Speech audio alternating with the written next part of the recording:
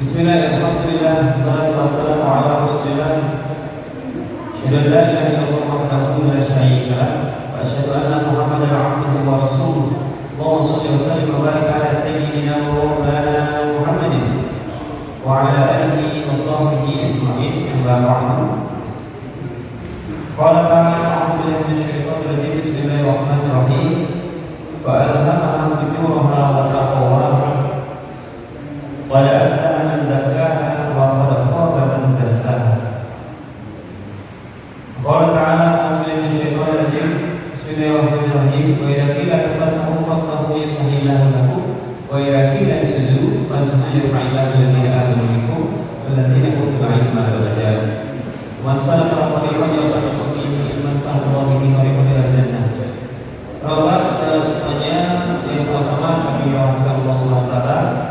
Puji syukur kepada Allah Subhanahu wa taala. Alhamdulillah pada kesempatan kali ini di malam minggu bonus di bulan Oktober ini kita mendapatkan 5 minggu dalam satu bulan yang mudah-mudahan kita senantiasa diberikan keberkahan dan hidayah dari Allah Subhanahu wa taala. Salawat dan salam kita saja kepada Nabi besar Nabi Muhammad sallallahu alaihi wasallam. Suri kalau kita semuanya berdoa kepada Allah Subhanahu wa taala mudah-mudahan kita mendapatkan syafaat al-umma dari beliau yang kiamat.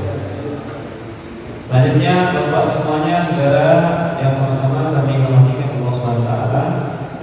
Hari ini kita sedikit membedah tentang bagaimana dahsyatnya nafsu, kemudian bagaimana cara pengendaliannya dan apa saja macam-macam nafsu yang perlu kita ketahui. Bapak semuanya,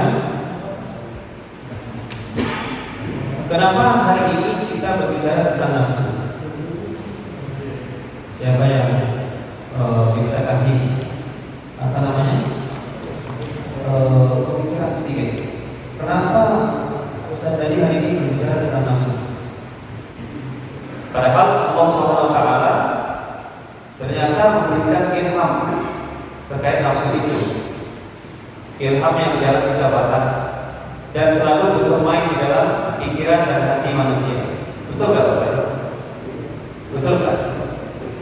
Sebagaimana Allah Subhanahu wa taala menyampaikan dalam Al-Qur'an dalam surat Asy-Syams ayat ke-6 sampai 8, yakni fa'alhamaha fujuraha wa taqwa. Allah mengilhamkan ya dua hal, yakni ilham apa yang pertama?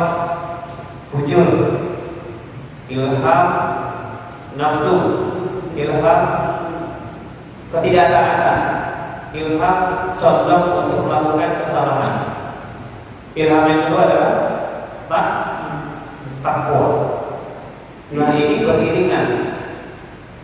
Kalau di Indonesia kan nafsu itu bahasa Indonesia adalah dorongan. Dorongan. Apa yang mendorong manusia itu untuk melakukan sesuatu itu namanya nafsu. Dan dorongan ini harus hadir terus. Karena setiap hari kita mendorong diri kita untuk bisa beraktivitas. Kalau tidak ada dorongan, kalau tidak ada nafsu yang Allah bangun, yang Allah berikan, Allah ilham kepada kita, maka tidak terjadi kehidupan. Seperti contoh dorongan untuk melakukan aktivitas agar kita senantiasa berkesinambungan hidup. Dorongan itu pertama makan, minum, dan istirahat yang cukup. Benar ya? Kalau kita nggak makan, maka nggak ada nafsu untuk ngapa-ngapain. Ya Pak ya? Mau ngapa-ngapain lemes. Akhirnya tidak bisa ngapa-ngapain. Nah dari itu semuanya Allah berikan kita nafsu agar kita terdorong untuk melakukan sesuatu. Karena kita usahakan untuk bisa bergerak terus. Dorongan untuk berpikir, dorongan untuk melakukan kegiatan, semuanya pasti berawal dari sumber makanan. Ya Pak ya? Nah dan sumber makanan hilang, muncul dorongan-dorongan nafsu yang akhirnya nanti terus kepada kita semuanya, yakni jalan keburukan atau jalan kejahatan dengan jalan ketakwaan. Fa'alhamaha fujuraha wa taqwaha. Sadar atau nggak sadar, Allah berikan ilham itu yang mana pada akhirnya kita mau nggak mau menerima itu. Terus lantas gimana dong? Kalau sudah Allah sediakan ilham itu, terus apa yang kita lakukan? Yang kita lakukan adalah membentuk semua bentuk ilham kejahatan kepada ketakwaan. Sehingga Allah Subhanahu wa taala lewat tafsiran para ulama, yakni di kitab-kitab tafsir Al-Muyassar, ya, kemudian tafsir daripada Kementerian Saudi Arabia, ya, kemudian tafsir debat kita semuanya, khususnya kitab tafsir yang dikarang oleh ulama-ulama kita pada era-era 80-an sampai ke tahun 2000-an, bukan era sekarang, itu menunjukkan bahwasanya ilham tentang ini, tentang nafsu ketakwaan dan nafsu kejahatan, maka Allah Subhanahu wa taala dalam tafsir ini membagi 3. Nafsu itu yaitu yang kita kenal dengan 1, nafsu amarah bisu. Jadi yang kedua, an-nafsul al-lawwamah.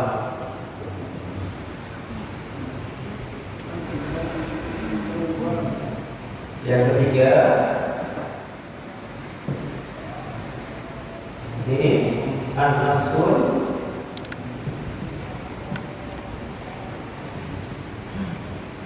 mutmainnah.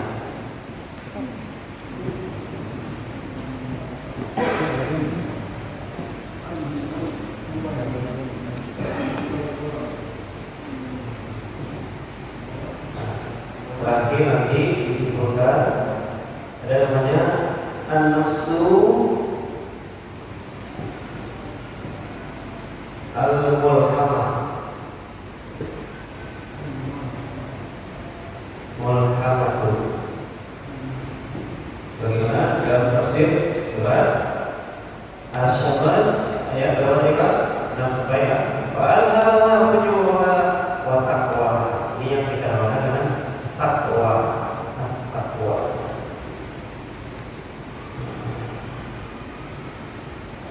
Nah, ini nanti kumpulan dari semuanya. Yang ini adalah nafsul mulhamah, yakni takwa. Yang pertama yaitu an-nafsul amarah bis-su'i. Apa namanya? Nafsul amarah bis-su'i, yakni nafsu yang bersandarkan terhadap amarah atau anjuran untuk melakukan kejahatan.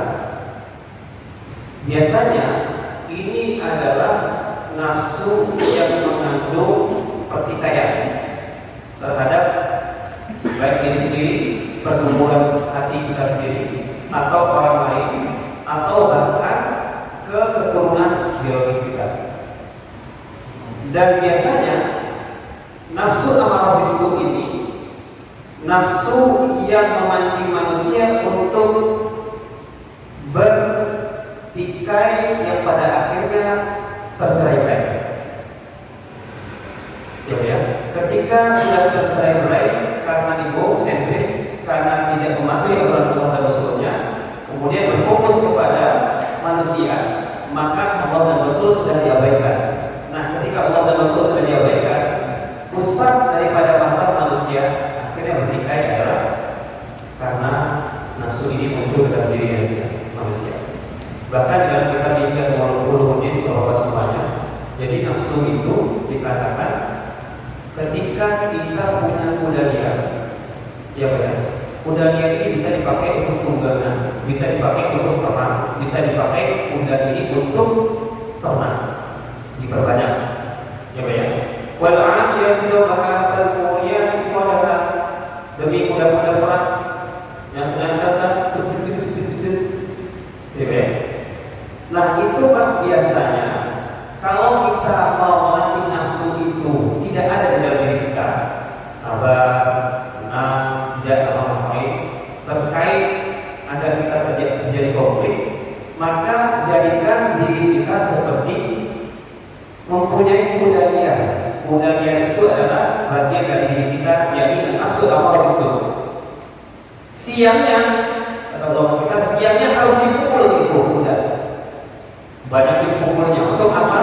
Agar tidak liar. Malamnya kasih makan. Ini khusus untuk kuda ya, khusus untuk kuda. Makannya pula tidak dikasih full, karena kalau dikasih full cenderung melunjak, hampir mirip kayak sirkus. Tahu sirkus Pak? Jadi orang yang main sirkus itu, kalau dia punya hewan peliharaan, dia tahu si hewan itu tidak bisa mikir. Tapi ketika dia tahu bahwasannya ini hewan harus dilemparin terus untuk aksi di tengah, ya, walaupun hewan nggak tahu itu dia dapat duit apa enggak, yang penting dia dipaksa untuk dilatih, dikasih makan sehingga manut sama majikannya. Tapi ketika dia tidak bisa ngerem, maka majikannya makan. Ya Pak ya, itu ibarat nafsu dan kita tinggal murid. Bahkan ya, nafsu itu seperti kaptifli. Nafsu itu seperti anak-anak, bahkan cenderung seperti bayi yang berumur 2, 3, 4 tahun. An-nafsu kaptifli, intuk minum syabba'an hudurullah. Kalau kamu remehkan nafsu itu, maka dia akan senantiasa selalu ya dalam apa namanya? Rutin tahu Pak, rutin ibu kalau lagi nenek, ya. Kalau kita lepas, biarkan saja dia nenek sampai umur 3-4 tahun dia tidak akan lepas bayi itu. Kalau tidak dilepas, kalau tidak disamping, maka dia nyonyot terus Pak. Itu bayi. Itu ilmu syafaqah sampai dia dewasa, dia akan minta nenek terus, karena tidak dipaksa lepas. Wa in lam tuhmilu wa in lam taqut yang matimu. Kalau kamu paksa untuk sapi, kata ulama, maka dia akan bisa manut sama kita, tunduk, dia tidak ada yang lagi. Maka nafsu ini kalau dibiarkan, maka dia akan selalu berada di dalam pikiran dan hati kita. Maka khusus ini Pak, nafsu al-hawa ini adalah nafsu yang sangat rendah tingkatnya dan bahaya. Ya, karena bersifat melepaskan manusia dari yang tadinya harusnya dijadikan bergolong-golongan sesama manusia tercerai-berai. Qabil dan Habil baru hadir di muka bumi, ya, atas perkawinan Hawa dan Adam. Kemudian terjadi pertumpahan darah karena tidak bisa merem nafsu amarah bisu. Ya, perperangan yang terjadi di mana-mana karena tidak bisa merem nafsu amarah bisu.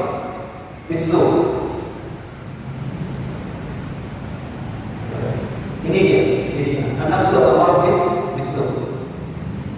Karakter ini, nafsu ini, karakternya adalah senantiasa pikiran dan hati kita gemar untuk melakukan keburukan. Keburukan apa saja. Bahkan hari ini kita bisa sadar, sholat 5 waktu, puasa Senin Kamis, puasa Ayyamul Bid, gak sadar di dalam rumah kita banyak maksiat. Maksiat itu tidak diketahui oleh manusia yang lain kecuali kita ada Allah.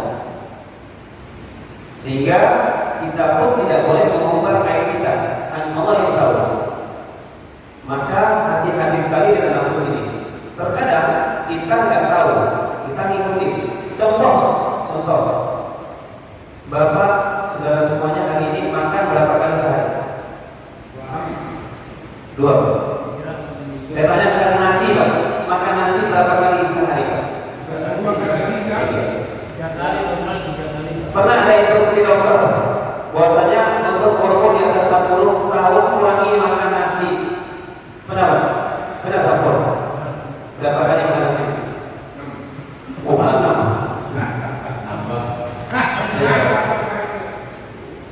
aja dulu Pak. Agama udah nyuruh, kita udah lama nggak tahu. Ya, agamanya udah nyuruh Pak. Dokter nyuruh, makannya kurangi, makan nasi maksudnya. Ya. Karena efek dari makan kita 3 hari sekali itu, satu, membuat nafsu kita naik, sehingga ketika kita berada di dalam masa fatrah, masa kekosongan, maka pikiran dan hati kita akan kosong dan dimasuki oleh setan dan didukung oleh kita yang ACC. Itu yang terjadi Pak. Kalau makan kebanyakan. Yang kedua efeknya Pak adalah selain penyakit, sifat malas untuk beribadah bagi dari tempat tidur. Ini efeknya Pak. Kalau sudah terjadi begini, akan muncul penyakit nafsu amarah bahaya. Selain marah, maka mendorong orang untuk melakukan kejahatan. Saya buka rahasia sedikit Pak. Ini saya sudah sering sekali. Jadi karena saya belajar di SMK, jadi tahu banget bagaimana kehidupan di SMK itu dari A sampai Z. Anak-anaknya ya, anak-anaknya. Saya mulai dari mana ya untuk kasih tahu mereka bahwa semuanya. Kayak gini Pak, anak-anak SMK itu mayoritas hampir 80-90%.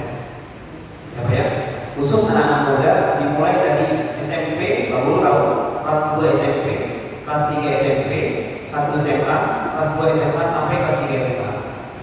Itu masa-masa awal manusia mempunyai nafsu yang sangat dahsyat.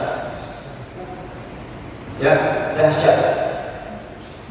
Terus berikutnya adalah nafsu di umur-umur 37, 38, 39, 40, 41. 5 tahun Pak. Itu orang kita kenal dengan puber kedua. Ya Pak ya? 58 aman. Insya Allah. Ya Pak ya? Apa yang terjadi Pak? Kehidupan mereka itu gak lebih dari awalnya diawali oleh orang tua yang salah mendidik. Makanya saya kira kalau Bapak sudah belajar punya anak abaikan. Ini khusus untuk yang orang-orang yang baru punya anak. Ya. Ini saya belajar dari tarbiyah ya. Jadi dalam ilmu tarbiyah itu ada 6 jenis sebetulnya. Sering kita Pak, al-umum, madrasatul ula,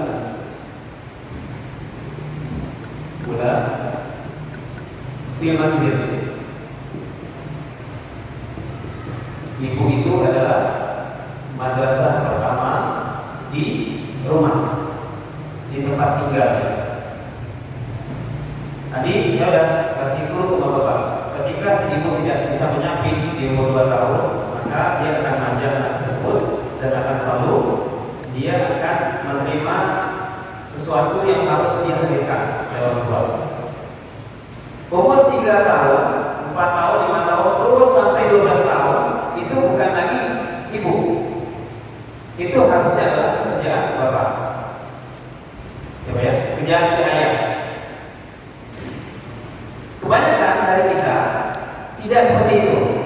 Diserahkan semuanya ke ibu. Efeknya apa Pak? Anak kita jajan dikasih. Anak minta apa aja disediakan. Anak mau makan apa? Ya, bingung. Harus diadakan. Dipaksa ada dan seterusnya. Ya Pak ya. Efeknya, tahu nggak Pak? Kelas 2 SMP, kelas 3 SMP, sampai kelas 1 SMA, ya. Mereka ketika sudah tahu, sudah termindset dalam otaknya, orang tua itu ada mana, yang penting kalau minta apa dikasih. Apa yang terjadi Pak? Suatu ketika ada seorang wali murid curhat dan nangis, dan itu dibilang terlambat.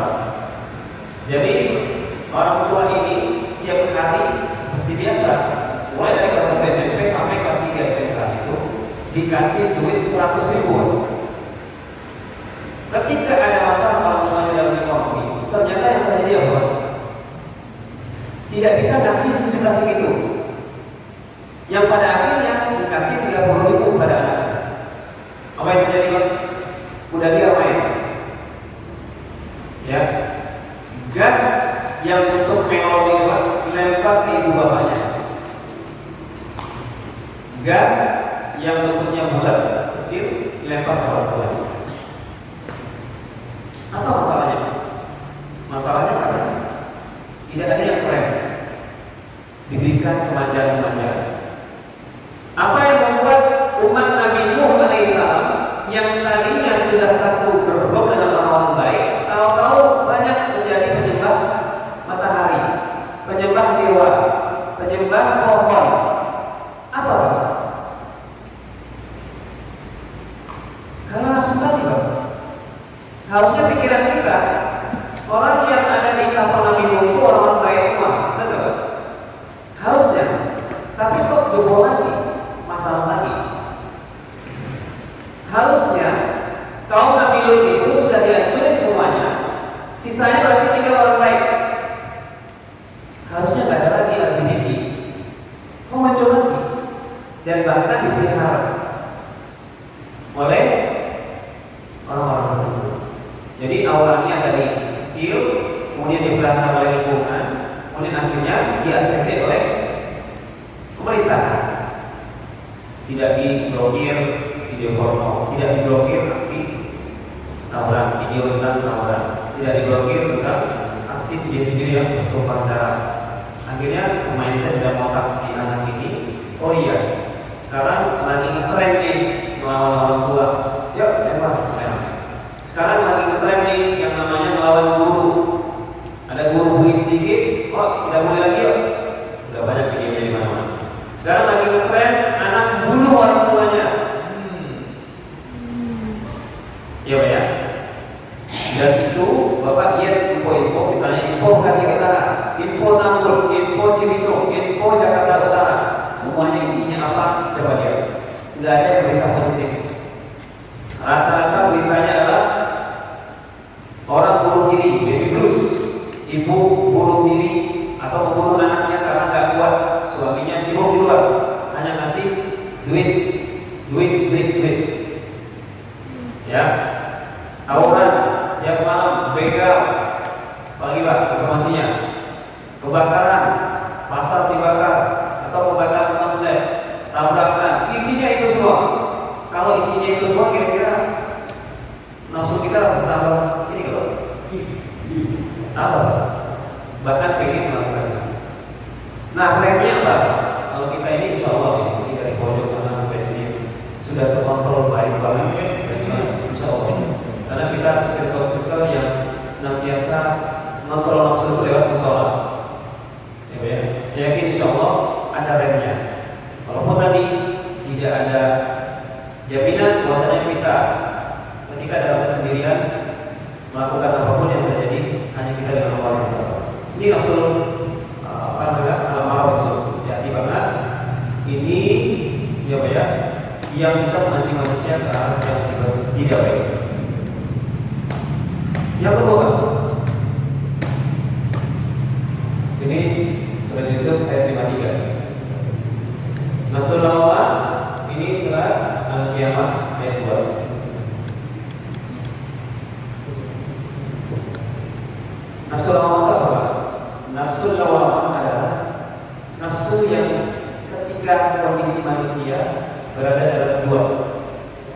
Ketika dia melakukan kesalahan, dia merasa menyesal. Akhirnya dia tobat menuju ke nafsu mutmainnah.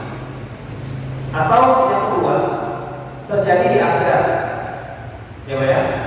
Atau sebelum masa meninggalnya dia sudah berusaha hidup di muka bumi ini dalam keadaan tidak baik atau baik. Ketika dia baik, kok merasa sebelum wafatnya dia apa yang saya kerjakan kok kayaknya kurang mantap ya.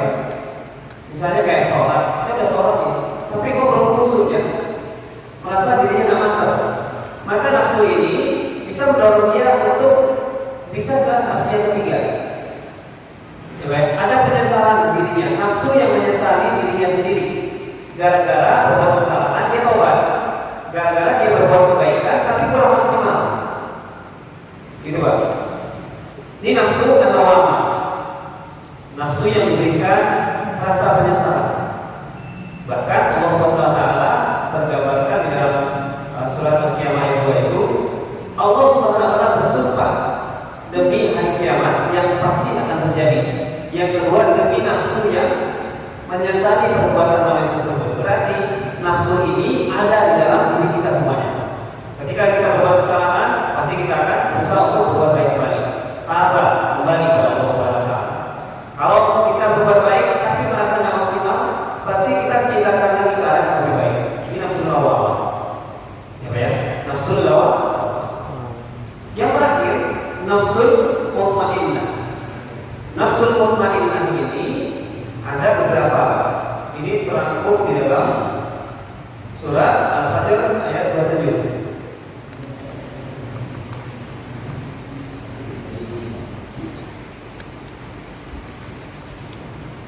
Ingatlah, ini panggilan sayang Allah Pak kepada kita. A'udzubillahi minasyaitonir rajim. Bismillahirrahmanirrahim. Ya ayyatuhan nafsul mutmainnah. Ini kode Pak. Kode. Apa artinya mutmainnah Pak? Mutmainnah itu artinya adalah tumanina, tenang, nafsu yang tidak berambisi. Nah ini orang Jawa tahu nih. Kalau ada kayak Pak, pasti dia tahu. Ini saya bacakan ada falsafah Jawa yang bagus banget Pak. Ya Pak. Saya baca ya. Sini baca.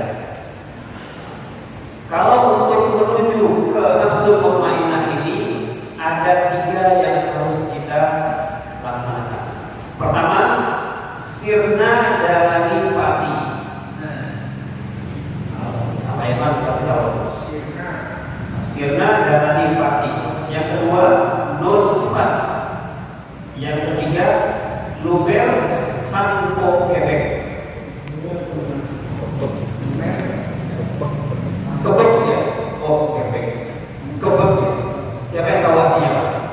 Sirna dalani pati.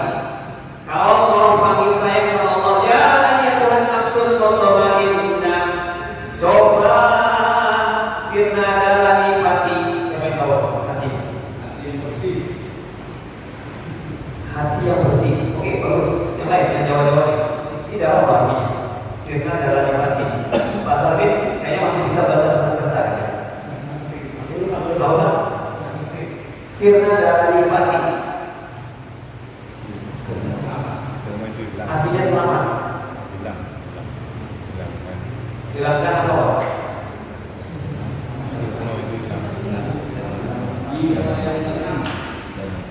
Terus lagi.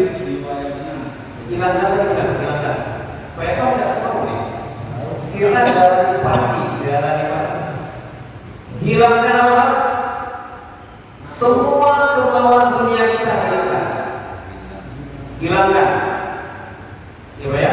Bil khusus di dalam masalah ini bil khususnya apa? Pertama, iri, dengki, hasad. Ini yang pertama.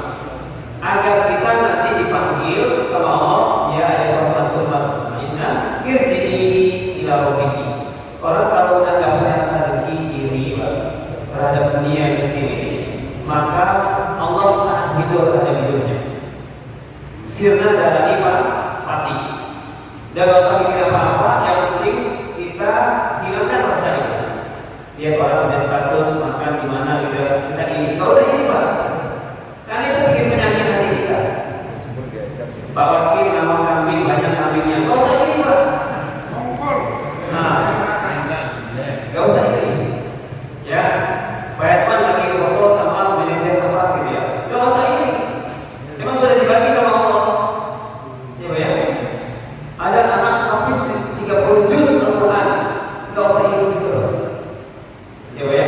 Fokus ke dalam diri kita ya, agar kita semuanya tidak kena penyakit lain. Ya Pak ya.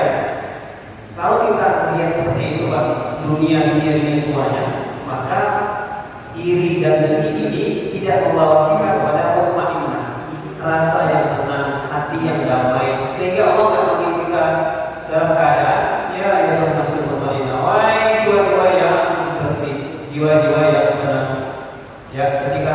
memanggil kita. Kalau yang pikirannya dunia semua, Pak, Allah nggak manggil kita, Pak. Dia mungkin manggil seperti itu. Ya. Yang kedua, nol sifat. Nol sifat itu jadi manfaat. Nol itu cahaya. Sifat cahaya itu bisa menerangi walaupun dalam kondisi apapun. Ya, cahaya ini menerangi, sifatnya menerangi, dan sifatnya juga seperti air, bisa menembus titik-titik yang gelap. Jadi ketika kita hidup di dunia ini tidak punya rasa iri dan bermanfaat untuk diri kita dan keluarga dan tetangga dan seterusnya, maka insya Allah kita termasuk yang mendapatkan ya mutmainnah, yang tenang. Ya pasti orang senang ketika sudah berbagi, senang gak? Bahagianya beda gak? Daripada bersimpan. Ya, ya. Kayak saya hari ini, saya menyampaikan ilmu yang saya punya. Saya sampaikan, Bapak menangkap, kemudian masukkan dalam pikiran dan hati, diamalkan. Senang gak? Senang.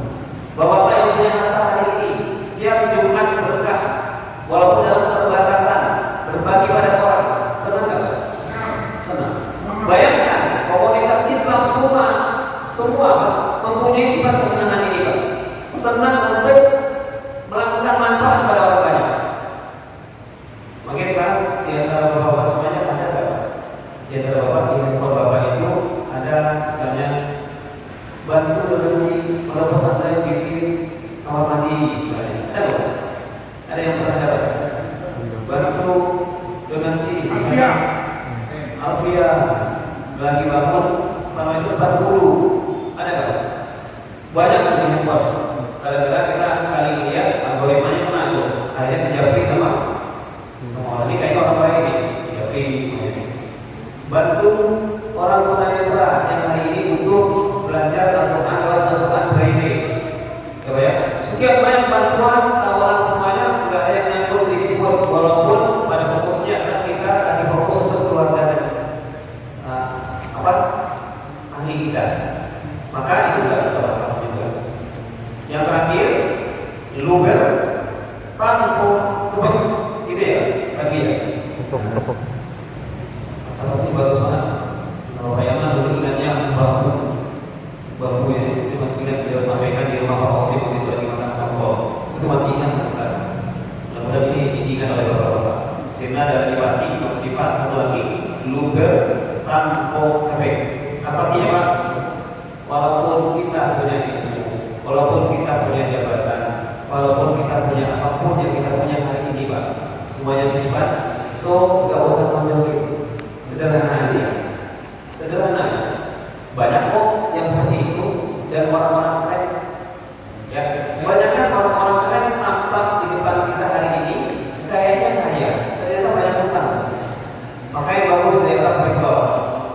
Ternyata mobil kredit, rumah masih kredit sampai 12 tahun lagi. Ternyata banyak orang yang biasa-biasa aja, Pak.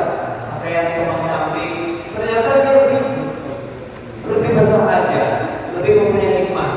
Artinya apa? Dia tidak menonjolkan semua yang dia punya. Untuk apa, Pak? Menjaga hati agar tidak berbangga di hadapan manusia. Dia menjaga hati agar orang tidak ain pada dia, iri sama dia. Oh iya ya, si A, si B, bapak itu kok keren banget ya. Dia jaga ya. Nah, kesederhanaan ini sudah diamalkan oleh Rasulullah 1400 tahun yang lalu. Rasulullah itu kaya. Beliau mengajarkan kesederhanaan. Jadi luber tanpa kebek, serapan apa ya? Mobil ya?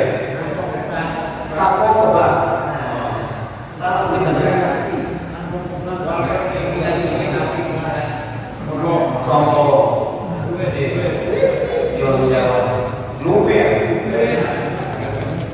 Setapan apapun diri kita, sekaya apapun diri kita, setinggi apapun jabatan kita, tapi jangan sampai terlihat oleh orang. Biasa-biasa saja. Untuk apa? Menjaga hati diri kita sendiri, menjaga hati untuk orang lain. Yang dimana lagi, Pak? Setelah kita menguraikan tentang nafsul mutmainnah tadi, ternyata orang-orang yang dipanggil oleh Allah Subhanahu wa taala ketika meninggal dunia nanti adalah yang mendapatkan ketenangan. Satu, bayi-bayi yang dibunuh tanpa ada dasar alasan apapun. Mereka adalah orang yang polos, manusia yang polos, terbunuh, syahid. Dia adalah orang-orang yang mutmainnah, yang dipanggil oleh Allah SWT. Ya Tuhan nafsul mutmainnah. Yang kedua, ibu-ibu yang meninggal, yang solehah, yang taat sama Allah dan Rasulnya, yang dalam perjuangannya menjaga anak-anaknya, menjaga hakikat daripada keluarga dan rumahnya dari suaminya. Semua amanah yang diamankan oleh suaminya diamankan. Meninggal dipanggil oleh Allah SWT dengan ya Tuhan nafsul mutmainnah. Yang ketiga, orang-orang yang belum balik, meninggal dunia, bahkan syahid, baik dalam perjalanan menuju menuntut ilmu, baik dalam perjalanan di bom lainnya. Hari ini kita lihat apa yang terjadi di Palestina. Mereka adalah orang-orang yang mutmainnah. Mereka orang-orang yang diberi oleh Allah SWT, dipanggil dengan kata-kata wahai jiwa-jiwa yang tenang, jiwa yang tidak merasa punya apapun di muka bumi ini kecuali Allah dan Allah. Yang terakhir, jiwa-jiwa yang tenang ini adalah yakni orang-orang soleh, para alim ulama, yaitu bahwa semuanya ini yang bersengaja di hadapan Allah Subhanahu wa taala menjaga ketaatannya menuju ke muhammad, ke nafsul muhammad, menuju kepada ketakwaan. Salah satu bentuk tujuan ketakwaan hari ini adalah ingin mengikuti taklim yang ada di musola Al-Qiyam Istiqomah, berusaha untuk berbuat baik terus sampai-sampai ada kejadian di Suriah. Di Suriah ini ada namanya Syekh Abdul Rahman, siapa gitu, lupa saya. Dia bercerita tentang yang terjadi di salah satu kuburan di Suriah. Dan cerita itu diceritakan di Masjid At-Taubah namanya di Suriah. Di Masjid Suriah itu muncullah nama-nama yang pernah khutbah Jumat di sana. Salah satunya Ibnu Al-Jazari, gitu ya. Salah satunya. Kemudian yang mengarang mantan Ambiyah sampai Syekh. Nah, suatu ketika Syekh ini bercerita bahwasanya ada penggali kubur, ya, yang didatangi oleh mayat. Satu mayat ini didatangi gitu ya, lagi gali kubur. Ketika dia mau menanam mayat ini ke dalam kuburan, muncullah seberapa wanginya kuburan tersebut. Awalnya dia abaikan saja, ini pasti orang soleh gitu aja, ya. Kemudian berikutnya terjadi lagi meninggal dunia dengan orang yang sama, bersaudara ternyata. Ketika meninggal dunia dimasukkan lagi ke dalam kuburnya, kemudian wangi semerbak, kemudian muncul cahaya di dalam kuburan, dan ini wangi. Kejadiannya adalah terjadi dan benar dan tidak bohong. Aipo. Ya, pernah baca? Pernah tahu ya? Pernah ya? Nah, ketika itu si penggali kubur ini, Pak, dia menanyakan kepada orang tuanya, kenapa dia anak meninggal? Kemudian ketika saya gali kuburannya, bukan gali kuburan, kemudian saya tanam itu, ada wangi-wanginya. Ya, dia wanginya itu tidak pernah dirasakan oleh dia sebelumnya.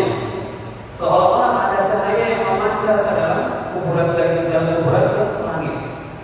Ya, ketika ditanya seperti itu, dalam wangi-wangi tersebut, ya, nanya ke ibu, Bu, ini nggak mungkin pasti orang spesial Allah Subhanahu wa taala. Tanyakan apa kebiasaan anak-anak ini, anak-anak ibu semuanya.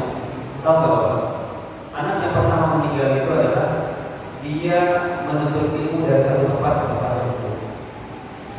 Lantas, yang kedua apa?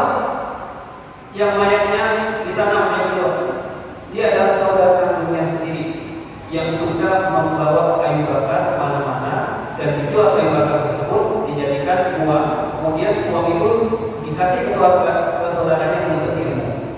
Ini nyambung sama Ustaz Firi yang menyampaikan kemarin. Salah satunya dirham. Salah satu salon untuk menuntut ilmu itu adalah kita harus punya uang. Ya, uang itu maksudnya dirham itu buat modal kita mendapatkan. Jadi si saudara satu sudah dia punya kapasitas untuk menuntut ilmu, yang satunya lagi apa? Punya kapasitas mempunyai usaha untuk dijadikan Nah, setelah itu tukang gali kuburan itu terinspirasi dari cerita ini. Semenjak itu dia tidak mau lagi dari tukang gali kuburan. Akhirnya datang ke Masjid Taubah itu yang saya sebutkan tadi. Ya. Kemudian dia belajar ilmu, terus belajar ilmu, mulai dari baca Al-Quran, tajwid, Iqra, gitu ya, sampai ke ilmu mata alfiah yang menjaga kuasai semua sama dia, sampai dia menjadi ulama. Nama ulama tersebut bernama Syekh Abdurrahman Al-Ghaffar namanya. Syekh Abdurrahman Al-Ghaffar. Dia salah satu ulama kekinian yang benar-benar terlahir dalam inspirasi sebuah kejadian. Ya. Kenapa dinamakan Al-Ghaffar? Biar gampang orang ingat bahwasanya pernah terjadi tukang penggali kubur yang awalnya tukang penggali kubur, gara-gara inspirasi dari kisah itu dia belajar ilmu, kemudian dia menguasai, maka dikasih gelar Al-Ghaffar. Al-Ghaffar itu artinya tukang gali kubur. Ya, jadi ulama tukang gali kubur itu ya namanya.